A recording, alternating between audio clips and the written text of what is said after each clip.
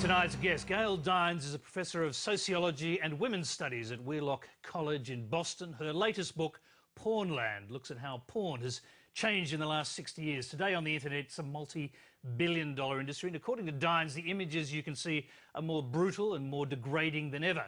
She claims easy access to internet pornography is hijacking our sexuality and poisoning relations between males and females. Professor Dines joins us now in Boston. Thanks for being there. Thank you. Let's start with your basic premise that internet porn in particular is hijacking our sexuality. How and why is that happening? Well, first we have to realise that pornography has changed over the last decade and a half. You know, we're no longer talking about pictures from Playboy of a naked woman smiling in a cornfield. What we're talking about are really brutal, body-punishing images that are designed to degrade and debase women. And what's happening, thanks to the internet, is pornography is now more accessible, it's more affordable, it's more anonymous, which means that more and more men and boys are looking at pornography, and that's impacting the way they think about their own sexuality, the way they think about women and the way they think about relationships. Let's get before we go on to talk in detail about the sort of images, the sort of things that people are accessing these days, give us some sense of the scale of the internet porn industry if you can, because some of the statistics are mind-boggling. Well, they say it's about a $96 billion a year industry worldwide. There's over 13,000 porn movies released to the market in the United States of America. They reckon about 1 in 3 web pages contain some pornographic content. So what you see is pornography is all over the internet. And in fact, pornography drove the internet. The technology that the pornography industry devised is now mainstream in the industry. Now, you talk about this brutal body punishing pornography. It's sometimes known as gonzo porn. What is it? Yes. How do you access it? Is it easy to access? Well, if you go on Google and you put porn into Google, you'll get it within 5 to 10 seconds. What I talk about in my book are only those images that I accessed, I would say, within 10 seconds, which means that the average 11-year-old, which is the first age of viewing pornography, can get to those images in 5 seconds. Gonzo is really the body-punishing, hardcore imagery. It dominates the internet today. It is the most profitable for the industry. And what the industry says is that gonzo pornography is the pornography of choice when men are alone. So really, it's swept over, and the reason for that is a lot of softcore pornography today has migrated into pop culture. So the more you have softcore in pop culture, the more the pornography industry is forced to go hardcore as a way to distinguish its products.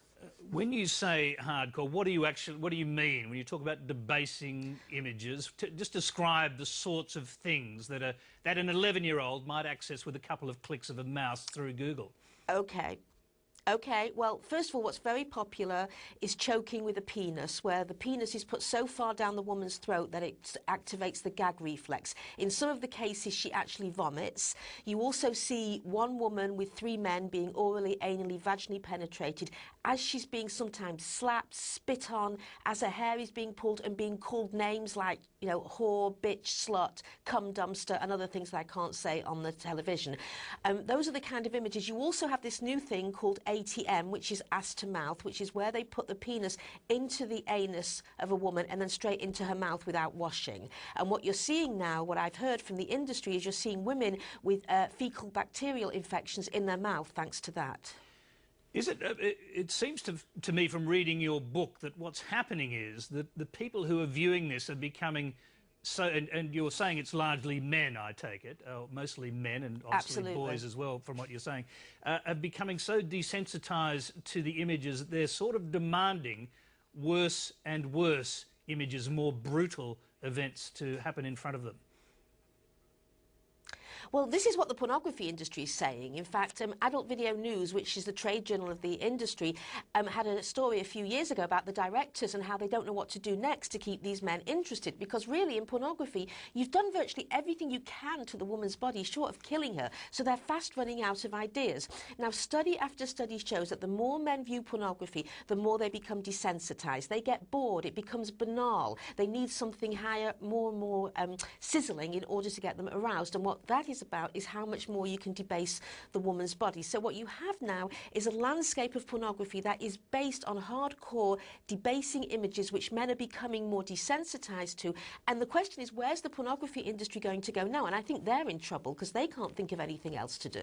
Well, they have already accessed sort of deep psychological racist tendencies from what you're saying. There's an awful lot of black men with white women, and you have a very interesting take on that. Tell us about that. Well, remember, in the United States of America, there's a long and ugly history of racism against African Americans. And when I was looking at these images, and what's interesting is the Adult Video News says 1 in 4 movies released to the market is what they call interracial, which is a black man and a white woman. And I got thinking, why in the United States of America do white men, which is who are the audience, want to see this? And then it got me thinking about the debasement. And if indeed pornography is about the debasement of women, what better way to debase a white woman in the eyes of white men than to have her penetrated over and over again by that body which is the carrier of all that is demonized sexually, i.e. the black male. So it's one more way to dehumanize and demean her. Is it clear where these porn performers are coming from? Because as well as you know, this grimmer side of it, you're seeing they're becoming more popular as well, porn stars. In particular, one of the richest porn stars in America became a star on the Oprah Winfrey Show. That's exactly right. Now, this is really important to talk about Jenna Jameson, because she's really the first ever porn star. And really, a porn star is a woman who moves from pornography to pop culture seamlessly. And she's the only woman who really did this. And now you've got another one called Sasha Grey who's doing this. But what Jenna Jameson did was basically act as a recruitment tool for the porn industry, because previously, I would say, the vast majority of women who went into pornography had histories of sexual abuse. But today, what you're seeing is, I think, more and more working class women who are looking at, you know, minimum wage jobs for the rest of their life turn on E! Entertainment, turn on Oprah Winfrey, and they get to see this Jenna Jameson's house, her beautiful clothes, her art collection, and this acts as a way to bring in young women who don't understand what's going to happen to them in pornography, who might consent, but they don't know what they're consenting to, and they come into the industry and they get spat out within a few months, and then there's always more coming in. So really what's happening is you're seeing a change in the kind of women who are going into the industry, and more, I think, are going in because they think they can become the next Jenna Jameson. How did Oprah Winfrey justify this glamorization of the porn industry? I mean, did she ask, you know, the gruesome questions about what it must have been like to be doing that kind of work for many years on it?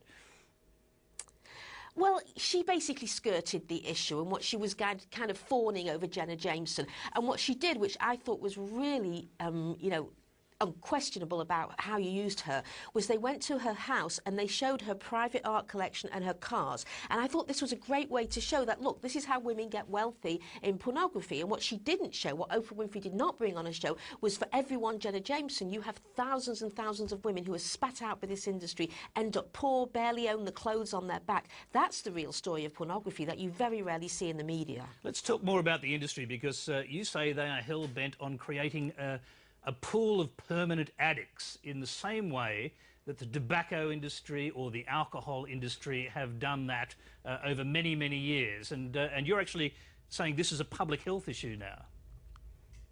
Absolutely. Well, let me give you an example of the addict part.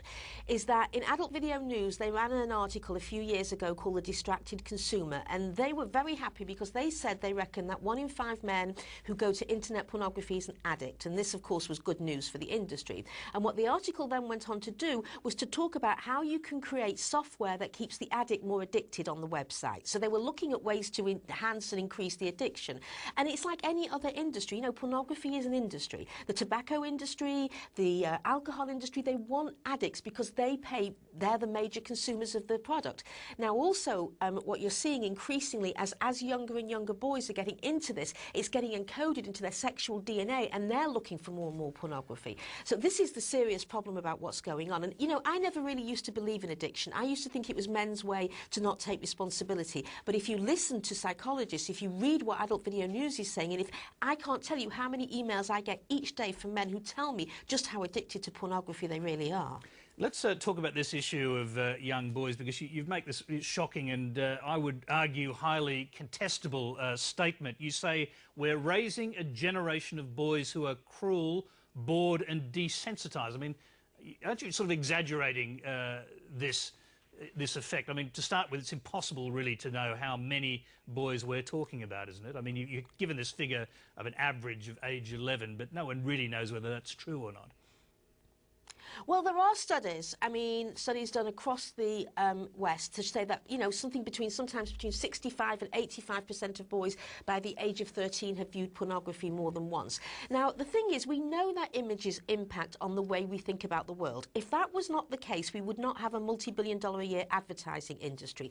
By virtue of the fact we have advertising, we know that these images affect the way you think about the world, affect your consumer choices, affect who you are in the world. Now, if advertising can do that, why can't pornography? And these images are very powerful. Remember, they send messages to men's brains via the penis, which is an incredibly powerful delivery system, and it's very hard to walk away from those images. So what concerns me as somebody who has studied media images for over 20 years is, what does it mean for a young 11-year-old boy who's got really no history of sex to compare those images to? What does it mean that this is his first introduction to pornography? And what does it mean that it is accessible 24 hours a day? So what I'm saying is, this is a social experiment. We have never before brought up a generation of boys on hardcore pornography, and I can tell you that the studies are showing, and the anecdotal evidence from psychologists are showing, that this is not good news. It's not good news for the boys because their sexuality is being hijacked, and it's certainly not good news for the women and the girls that they're going to date, because they're insisting that these girls and women perform porn sex. And my interviews with young women tell me that they feel completely backed into a corner by these men and boys. But even if you're right about the age at which boys are accessing pornography perhaps once or twice before the age of 13, I think you just said there, it isn't happening in a vacuum, is it? Because there are a new generation of parents by the same token who one would hope are actually teaching their boys to treat girls with respect, and vice versa, teaching their girls that they shouldn't take disrespect from boys. Well, one would hope so, but I have to tell you, and I lecture to parents groups all across the country, is most parents I meet do not know what their kids are accessing. They do not know what pornography is because they're older, they were not brought up with this kind of image-based internet culture, and they are shocked to see what pornography is. And I can't tell you again how many emails I get from parents who accidentally stumbled across their teenagers' internet sites, and what they found was hardcore pornography. So I don't think parents are equipped. And you know what's really important here? Parents are not the only people who bring up a child. A culture brings up a child, and our culture is now toxic. And thanks to the pornographers, what parents have to do is try and keep the culture outside of the house. But this is counterintuitive to parenting, and I think that the culture is making it harder to be a parent, and I don't blame parents for this. I think they're overwhelmed by it. What about the young women? And you say this yourself. Some of them come to you and argue they support porn because they see it as a form of female empowerment. I know, this is the most interesting argument, and often the pornography they're talking about, well, mostly is not the gonzo pornography, because women tend to look at a different type of pornography. But this is what type of... Let me interrupt you there. What type of pornography do women look at typically? Generally, what's called feature pornography, which is kind of not as body punishing. It's got some attempt at a storyline, some attempt at mimicking a Hollywood movie. Also, there's some pornography made by some women pornographers, which is kind of a bit softer, not as hardcore, not as brutal, not as in your face. The studies show, according to the porn industry, that gonzo is reserved mainly for the men. So what these women tell me about how it's empowering is, I think, speaks to the success of the porn industry in hijacking the debate, the discussion about sexuality. They have argued that to be hot, to be cool, to be part of our sexual revolution, you need to embrace pornography. And what I would argue, and what feminists argue, is that pornography is a particular type of representation of sex. It is based on the debasement of women, and what we need to do as women and as feminists is to redefine sexuality in ways that encode it into being more just and more equal and more fair. And I think to embrace pornography, as many women are doing, is to basically capitulate to the porn industry. We haven't got a lot of time left. Let me go to what governments can do. In Australia, we've got a government who wants to impose a filter on the internet that acts as a kind of national censor, blocking sites with material which would be banned, for example, from our movie screens. Now, do you support government interventions like this? Well, let me tell you what I do support. I think on some level we have to think of the pornography industry as an industry. And all over the West we have come to a decision that industries need to be somewhat regulated by the government, because if not, the industries will absolutely, exploit consumers. So I think there is a place absolutely for the governments to get involved.